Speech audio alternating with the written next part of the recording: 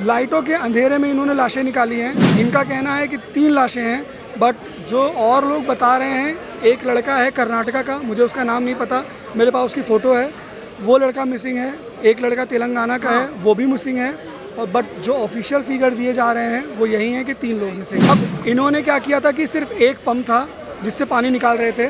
17-18 foot का basement है, 15-17 foot का बेसमेंट है, उसमें से पानी निकालने में इनको बहुत मशक्क़त करनी पड़ी। यहाँ की लाइटें काट दी गई थी कि ताकि हम लोगों को दिखे ना। तो नहीं है सर, देखिए हम लोग यहाँ पर थे, हमें बताया गया 3 हैं, बट कोई भी आदमी अगर अनपढ़ भी होगा, थोड़ा सा लॉजिक निकालेगा। 3 बच्चों को लेने के लिए 8 से 9 एम्बुलेंस नहीं आएगी। जी आए थे एलजी, वहाँ से यहाँ तक आए, वो इतना हैविली गार्डेड आए थे कि आप उन तक पहुँच ही नहीं सकते हो। नमस्कार, मैं आकाश कुमार और आप देख रहे थे भारत नाउ। जिस तरीके से ये जो दुर्घटना हुई है, हमारे साथ एक शख्स हैं, स्टूडेंट हैं, इन्हीं के सामने ये चीज़ें आई हैं। हम इनसे जानेंगे पूरी तरीके से शुरू से लेकर अंत तक कि ये जो चीज़ें हुई हैं ये क्यों हुई हैं, कैसे हुई हैं। नमस्कार सर, नाम क्या होगा आपका? मेरा नाम गौरव है। कहाँ से हैं? मैं अयोध्या से हूँ और मैं ORN में पिछले 2 साल से रह रहा हूँ। ये इंसिडेंट है परसों शाम के टाइम का है। 5:30 बजे के करीब बारिश हुई थी और बारिश के कारण विदिन हाफ एन आवर यहाँ पानी भर गया और गोल चक्कर में पानी भर गया। तो हम लोग 5:30 बजे, मैं आपको एकदम एग्जैक्ट बता रहा हूँ, 6 बजे के टाइम हम लोग, बारिश क्योंकि कम हो गई थी, हम लोग 3-4 लोग चाय पीने निकले थे। हमने देखा एम्बुलेंस एक फायर ब्रिगेड आ रही है।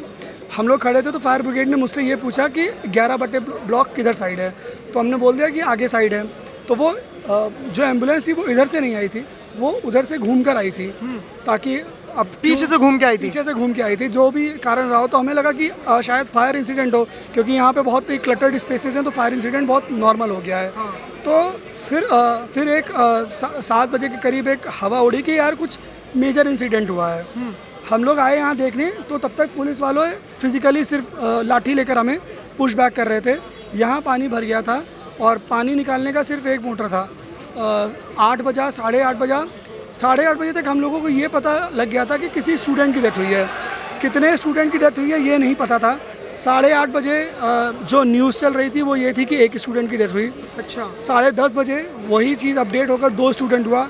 रात के 1 बजे हमें ये पता लगा कि 3 स्टूडेंट हुए। तब तक हम लोग यहाँ पर खड़े हो चुके थे, यहाँ बैरिकेडिंग लग गई थी। अब इन्होंने क्या किया था कि सिर्फ एक पंप था जिससे पानी निकाल रहे थे। 17-18 फुट का बेसमेंट है, 15-17 फुट का बेसमेंट है, उसमें से पानी निकालने में इनको बहुत मशक्क़त करनी पड़ी। यहाँ की लाइटें काट दी गई थी कि ताकि हम लोगों को दिखे ना। लाइटों के अंधेरे में इन्होंने लाशें निकाली हैं। इनका कहना है कि 3 लाशें हैं, बट जो और लोग बता रहे हैं, एक लड़का है कर्नाटका का, मुझे उसका नाम नहीं पता, मेरे पास उसकी फ़ोटो है, वो लड़का मिसिंग है। एक लड़का तेलंगाना का है, वो भी मिसिंग है। और बट जो ऑफिशियल फिगर दिए जा रहे हैं वो यही हैं कि 3 लोग मिसिंग हैं। अच्छा। NDRF की टीम ने भी कुछ बड़ा चढ़ा के बोला था? या भैया ये बता पाना तो मुश्किल है, क्योंकि NDRF और बाकी फोर्सेस उधर थी। यहाँ पर रैपिड एक्शन फोर्स थी, दिल्ली पुलिस थी, और एक और फोर्स थी, उसका मुझे QRT की टीम थी।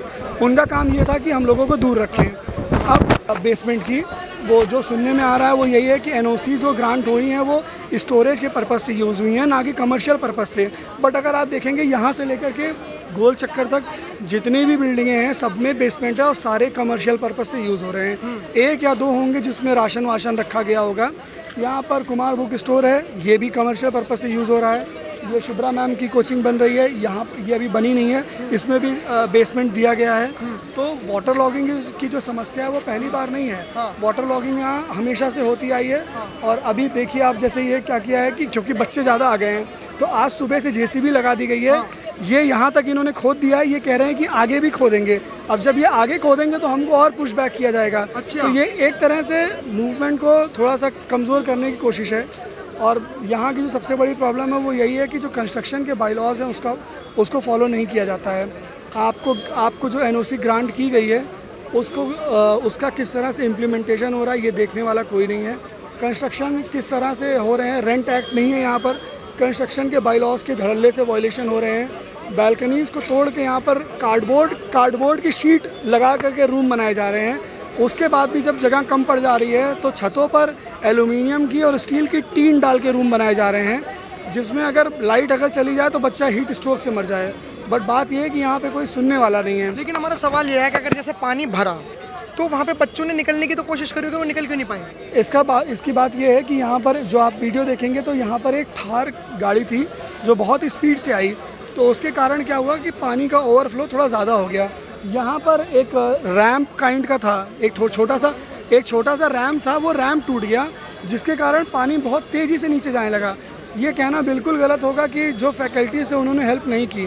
फैकल्टीज़ ने बहुत कोशिश की अपनी तरफ से बच्चों को बचाने की। आप वीडियो देखेंगे, कुछ सर को मैं पर्सनली जानता हूँ, जिनका मैं नाम नहीं लेना चाहूँगा। एक सर का पैर टूटा, उन्होंने 2-3 बच्चों को बताया। पहले क्या हुआ कि गंदा पानी आ रहा था, तो बच्चों को लगा कि सीवर का ढक्कन खुला होगा। अभी मतलब 17 फुट का बेसमेंट है और बहुत बड़ा बेसमेंट, वो तुरंत नहीं भरेगा, तो उनको लगा कि अभी रुक जाएगा, तो वो बच्चे सीट के ऊपर खड़े हो गए।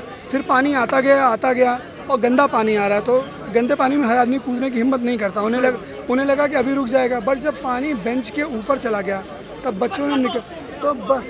बच्चों ने कोशिश की, क्या कहते हैं, निकलने की, बट बहुत तेज़ पानी आने के बहाव के कारण सीढ़ियाँ चिकनी हो गई थी, बच्चे फिसल रहे थे।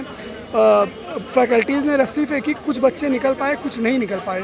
मतलब कुछ फिसलने की वजह से भी वो रह गए पानी। हाँ, और ये जो सारा इंसिडेंट है, ये विदिन, पानी का बहाव इतना तेज़ था, आप इमेजिन कीजिए कि विदिन 4 to 5 मिनट्स सारा जो बेसमेंट था वो भर गया था। कोचिंग वालों ने बहुत कोशिश की बचाने की।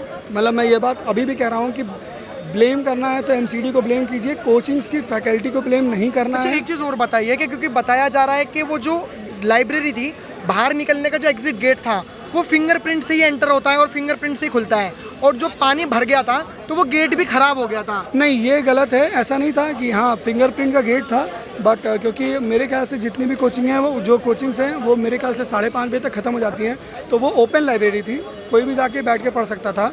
और उसका गेट, हाँ, आने जाने का गेट एक ही गेट था। और पानी का बहाव इतना तेज़ था कि बच्चे नहीं निकल पाए। जो थोड़े बलवान थे वो, आप वीडियो देखेंगे, वो बैग लेकर ऊपर चढ़ गए। जो नहीं चढ़ पाए वो, क्योंकि एक एक करके निकल रहे थे, पानी का इतना बहाव था कि जिसको भी चढ़ना था वो रेलिंग पकड़ के ही निकल रहा था और एक एक करके निकल रहा था। तो साथ में 2-3 लोग नहीं जा सकते थे, और ये चीज़ें इतनी तेज़ हुई कि उनको सोचने का मौका ही नहीं मिला। पहले तो वो यही सोचे कि यार कुछ देर की बात है, अभी रुक जाएगा, बट वो पानी आता ही रहा, एंड विदिन 5 मिनट्स जो है सब हो गया। लेकिन एक चीज़ तो आपका कंफर्म है कि 3 तो नहीं है बच्चे। 3 तो नहीं है सर। देखिए, हम लोग यहाँ पर थे, हमें बताया गया 3 है, बट कोई भी आदमी अगर अनपढ़ भी होगा, थोड़ा सा लॉजिक निकालेगा, 3 बच्चों को लेने के लिए 8 से 9 एम्बुलेंस नहीं आएगी। अच्छा, 8 से 9 एम्बुलेंस आई थी। यहाँ पर हम लोग खड़े थे, लाइट्स काट दी गई थी और हमें क्लियरली दिख रहा था कि एम्बुलेंस है। हम लोग इधर से घूमकर उधर गए, तो इन्होंने बैरिकेड लगाया वाजीराम के पास, बट ये हम लोगों को रोड के पास ही रोक दे रहे थे कि आप आगे जा ही ना पाओ। अच्छा। हाँ, अब जैसे कल तक सिर्फ 2 बैरिकेड थे, आज 3 बैरिकेड लग गए हैं, कल को और बैरिकेड लगेंगे और हमारी स्पेसेस कम की जाएंगी। अच्छा, मतलब ये जो आपने जो बुलडोजर वाली चीज़ें बताई कि बुलडोजर वहाँ स्टडी जो राउस का इंस्टीट्यूट है वो वहाँ है, बुलडोजर चल रहा है यहाँ पे, जेसीबी चल रही है यहाँ पे।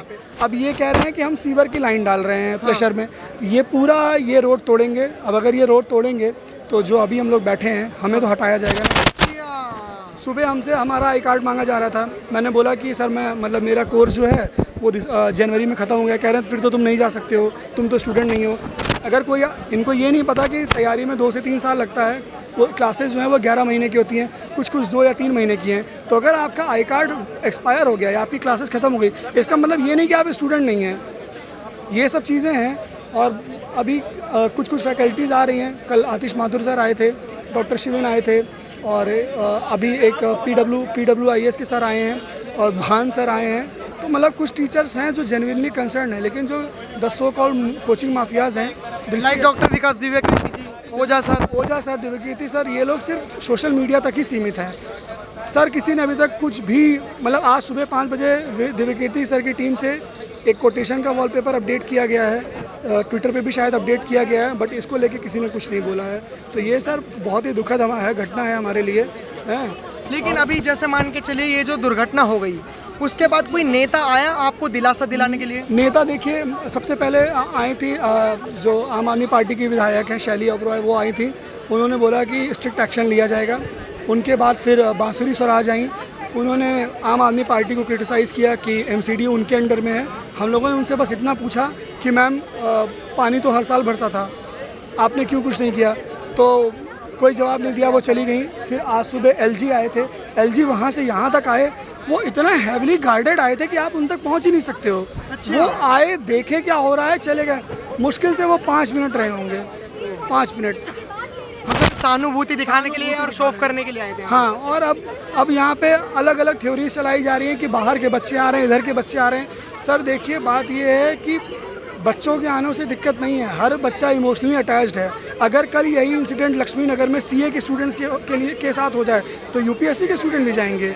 ये बात सिर्फ राजेंद्र नगर या उनकी नहीं है, ये बात है कि किस तरह कमर्शलाइजेशन इतना ज़्यादा बढ़ गया है कि मुर्गी के दबरे की तरह हमें एक ही रूम में ठूस दिया गया है। क्लासेस की कैपेसिटी इतनी होती है कि अगर आप बैठ गए एक बार तो आप निकल नहीं सकते हो। अच्छा, अगर उनके माँ बाप की स्थिति अभी क्या है, जो वो जो 3 बच्चों की? सर एक जो शायद से श्रेया यादव करके लड़की है जो अकबर उत्तर प्रदेश के, उसके चाचा आए थे तो उनका रो के बहुत बुरा हाल था। उनके चाचा तो विधायक हैं। हाँ, वो यहाँ पर काफ़ी देर तक थे। वो उसके बाद जो केरला के स्टूडेंट की डेथ हुई है, उसकी मदर से कल वहाँ पर जो हमारे रिप्रेजेंटेटिव्स हैं, राम भैया एक हैं, राम भैया वगैरह ने बात की थी, तो सब लोग बहुत शॉक्ड में हैं। हाँ, ये मैं इस चीज़ को कंफर्म नहीं बता सकता कि उन्होंने पकड़ा है कि नहीं पकड़ा है। राउज़ आईएएस ने कल रात में अपॉलजी लेटर इशू किया, जो कि मुझे लगता है कि काफ़ी लेट था। और सबसे दुख की बात है कि उनकी तरफ से कोई भी फैकल्टी अभी तक नहीं आई, सोशल मीडिया पे किसी भी टीचर ने कॉन्टैक्ट नहीं किया है।